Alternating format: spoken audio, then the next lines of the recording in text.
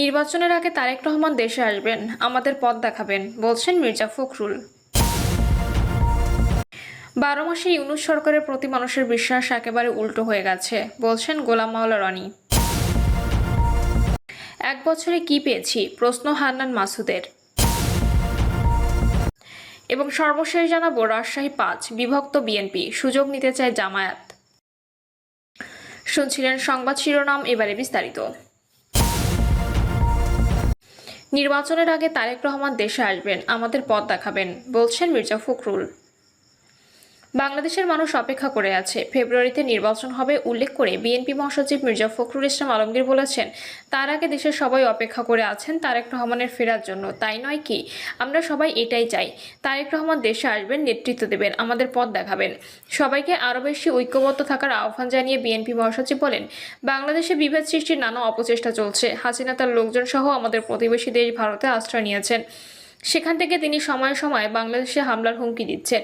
মির্জা ফখরুল ইসলাম আলমগীর বলেন, তারা শুধু সেখানেই থেমে নেই, নানাভাবে ঝামেলা সৃষ্টির চেষ্টাও করছে। আমাদের শপথ নিতে হবে যে আমরা আর কখনো এই ফ্যাসিবাদী হাসিনাকে এদেশে রাজনীতি করতে দেব না। আমাদের শপথ নিতে হবে যে আমরা কারো কাছে মাথা নত করব না। আমরা নিজেরাই আত্মনির্ভরশীল হয়ে আমাদের বাংলাদেশকে গড়ে তুলব। তিনি বলেন, আমাদের লড়াই এখন বাংলাদেশকে একটি গণতান্ত্রিক দেশ হিসেবে প্রতিষ্ঠা করা। বিএনপি সিনিয়র এই নেতা বলেন, তারেক রহমান লন্ডনে প্রধান উপদেষ্টার সঙ্গে বৈঠক করে ফেব্রুয়ারিতে নির্বাচনের তারিখ নির্ধারণ করেন।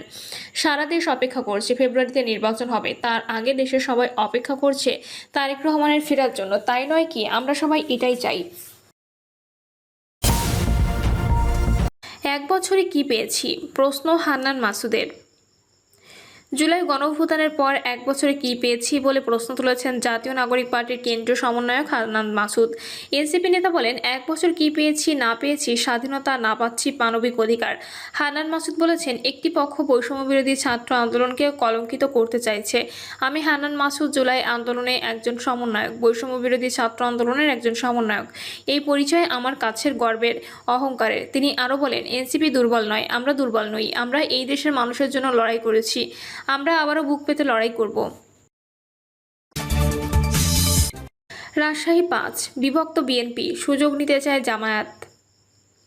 রাজশাহী 5 আসনে বিএনপির মনোনয়ন প্রার্থীর সংখ্যা 8 জনে পৌঁছেছে। প্রত্যেকে নিজ নিজ নেতাকর্মী নিয়ে নির্বাচনী এলাকায় গণসংযোগ চালাচ্ছেন।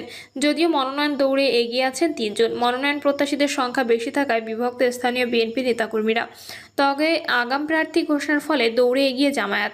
বিএনপির বিভক্তির সুযোগ নিতে চায় দলটি। আসন্ন জাতীয় সংসদ নির্বাচনের এই আসনে মনোনয়ন পেতে কোমর বেঁধে মাঠে নেমেছেন বিএনপির হাফ ডজনের বেশি প্রার্থী। ফলে স্থানীয় নেতাকর্মীরা কয়েক ভাগে বিভক্ত হয়ে পড়েছেন। মাঠে তৎপর জামায়াতের কর্মী সমর্থকেরাও। বিএনপি বিভাজন তাদের সুযোগ করে দিতে পারে বলে মনে করেন স্থানীয়দের অনেকেই। মনোনয়ন প্রত্যাশীদের নিজেদের সাংগঠনিক শক্তি জানান দিতে কর্মী সমর্থকদের সঙ্গে ঘনিষ্ঠ যোগাযোগ করেছেন। তাদের সমর্থন আদায়ের চেষ্টা করেছেন। রাজনৈতিক কর্মসূচি সহ বিভিন্ন সামাজিক ও সাংস্কৃতিক অনুষ্ঠানে সক্রিয়তা বাড়িয়েছেন। এতে পুটিয়া ও দুর্গাপুরে নির্বাচনী আবহ তৈরি হয়েছে।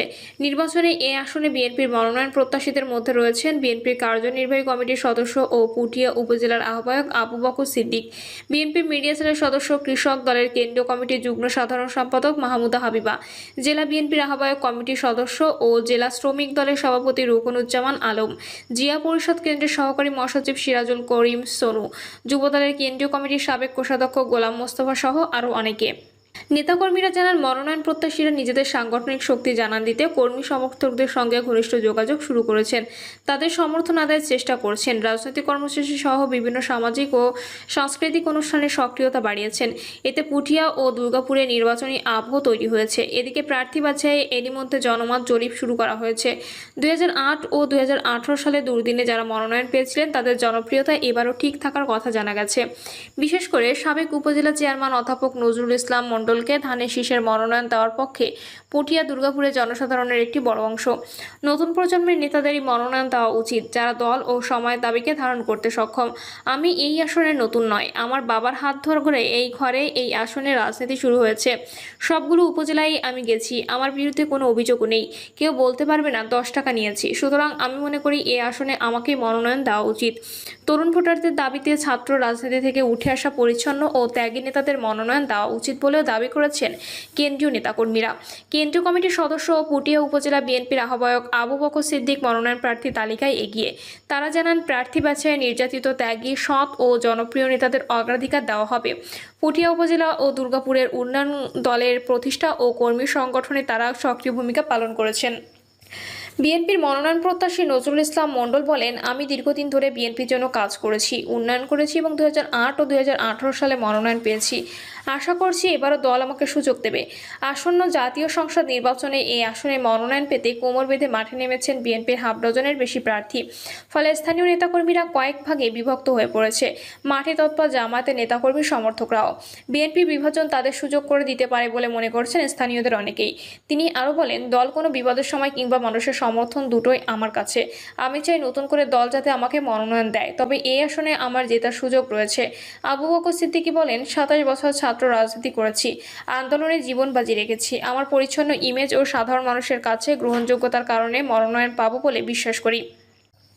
মাহমুদা হাবিবা বলেন, নতুন প্রজন্মের নেতাদেরই মনোনয়ন দেওয়া উচিত, যারা দল ও সময়ের দাবি ধারণ করতে সক্ষম। আমি এই আসনের নতুন নয়, আমার বাবার হাত ঘরে এই আসনের রাজনীতি শুরু করেছি।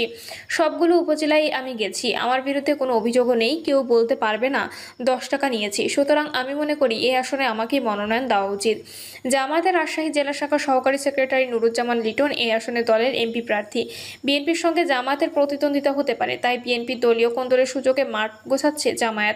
এরই মধ্যে তারা তাদের কাজ শুরু করেছেন। সেক্রেটারি নুরুজ্জামান লিটন বলেন, আমি মনোনয়ন পাওয়ার পর থেকে মাঠে কাজ শুরু করেছি, অনেক সভা সমাবেশ করেছি, ইফতার মাহফিল করেছি, ব্যাপক সাড়া পাচ্ছি। তিনি আরও বলেন, বিশেষ করে তরুণ প্রজন্ম যারা গত 15 বছর কোনো ভোট দিতে পারেনি, তারা এখন ভোট দিতে চায়, তারা পাশে থাকতে চায়। জয় পরাজয় তো আল্লাহর হাতে, তারপরও আমি আশাবাদী, আল্লাহ চাইলে আমি জিতব।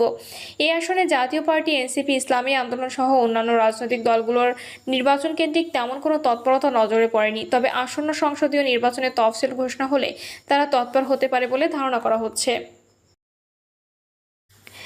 প্রিয় দর্শক, এই ছিল এখনকার সর্বশেষ সংবাদ আপডেট। সব সংবাদ পেতে চ্যানেলটি সাবস্ক্রাইব করে বেল আইকনটি ক্লিক করে রাখুন।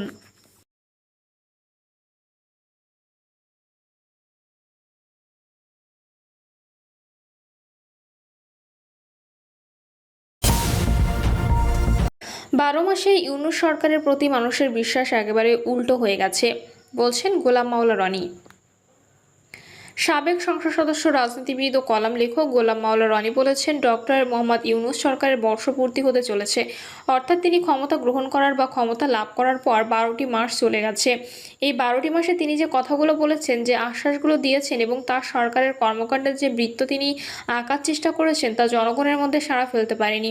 তার সম্পর্কে মানুষের যে বিশ্বাস ছিল, ভালোবাসা ছিল, আগ্রহ ছিল, তা এখন ডিভার্স হয়ে গেছে। মানে একেবারে উল্টো হয়ে গেছে। যেটা ইতিবাচক ছিল সেটা নেতিবাচক হয়ে গেছে, আর যেটা অকল্পনীয় ছিল সেটা বাস্তব হয়ে গেছে। ফলে কি হলো, তিনি যা কিছু বলছেন, তার পক্ষ থেকে যা কিছু বলা হচ্ছে, এটা এখন আমাদের এই দেশের বিশ্বাস করার মতো লোক খুঁজে পাওয়া যাচ্ছে না। সম্প্রতি নিজের ইউটিউব চ্যানেলে এক আলোচনায় এসব কথা বলেন তিনি। গোলাম মাওলা রনি বলেন, তার সাথে যারা আছেন তারা কেউ কি তার পরামর্শদাতা, কেউ কি তার বন্ধু, বা এই সরকারের কোনো একজন ব্যক্তি যার সঙ্গে তিনি ঘন ঘন বৈঠক করেন, তার পরামর্শ দেন। ডক্টর মোহাম্মদ ইউনূসের কথায় কোনো একজন উপদেষ্টা তার সিদ্ধান্ত পরিবর্তন করেন, বা উপদেষ্টাদের কথায় ডক্টর মোহাম্মদ ইউনূস সিদ্ধান্ত পরিবর্তন করেন, এরকম কোনো নজির আমরা দেখতে পাইনি। তিনি বলেন, সরকারে যারা প্রভাবশালী কয়েকজন উপদেষ্টা রয়েছেন, এরা মূলত প্রভাবশালী হয়েছেন মিডিয়াতে এসে কথা বলার কারণে।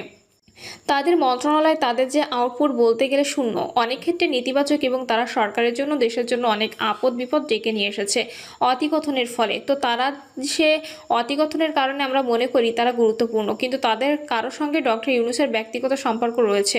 ডক্টর ইউনূস তাদের বিশ্বাস করেন, রিলাই করেন, কিংবা তারা ডক্টর মোহাম্মদ ইউনূসকে রিপ্রেজেন্ট করেন। আমার কাছে সেটা মনে হয়নি। উল্টো আমার কাছে যেটা মনে হয়, যে তারা ডক্টর মোহাম্মদ ইউনূসকে তেল মালিশ করতে চান, তেল দিতে চান, তার কথার সঙ্গে কমপ্লাই করতেছেন, এবং আন্দাজে ডক্টর ইউনূস একটা কথা বলেন, তো সেই কথার উপর তারা অন্ধভাবে বলে, হ্যাঁ স্যার যেহেতু বলেছে, উনি যেহেতু বলেছেন এটাই হবে, এবং ওনার মতো মানুষ এবং বিশ্ব মানবের বাইরে তিনিও যাবেন না, তার প্রতি রিলাই করতে পারেন, আমরা জানি তিনি খুব ভালো মানুষ, ইত্যাদি কথাবার্তা।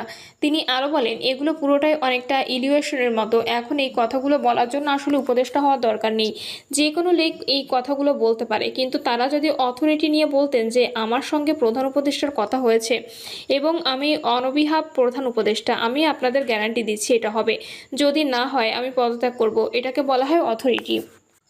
এই অথরিটি আমি কাউকে দেখিনি আজ পর্যন্ত এই সরকারের। এখানে সরকারের প্রিয়জন আছে, সরকারি উপদেষ্টা মণ্ডলী রয়েছে, প্রধান উপদেষ্টার বিশেষ কতগুলো সহকারী রয়েছেন, তারা তাদের দপ্তরে বসে কিছু কাজকর্ম করছেন। আর প্রধান উপদেষ্টার মন মানসিকতা আকাশের গ্রহ নক্ষত্র আবহাওয়া প্রকৃতি এগুলো আন্দাজ করে তারা কিছু কথাবার্তা বলার চেষ্টা করছেন। ফলে সরকারকে কেন্দ্র করে ডক্টর মোহাম্মদ ইউনূসকে কেন্দ্র করে যেটিকে ইংরেজিতে বলা হয় ট্রাস্ট অর্ডিন্যান্স, সেই ট্রাস্ট অর্ডিন্যান্স বিশ্বাসযোগ্যতা তৈরি হয়নি, ডিপেন্ডেবিলিটি তার প্রতি নির্ভরতা তাকে নির্ভর করা যায় এটা তৈরি হয়নি, তার লিডারশিপ কোয়ালিটির ওপর শ্রদ্ধা ও আস্থা তৈরি হয়নি।